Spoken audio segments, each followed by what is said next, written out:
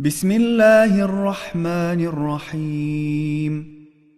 يا ذا الحمد والثناء، يا ذا المجد والسناء، يا ذا الفخر والبهاء، يا ذا العهد والوفاء، يا ذا العفو والرضا، يا ذا المن والعطاء، يا ذا الفصل والقضاء، يا ذا العزة والبقاء، يا ذا الجود والنعماء، يا ذا الفضل والآلاء.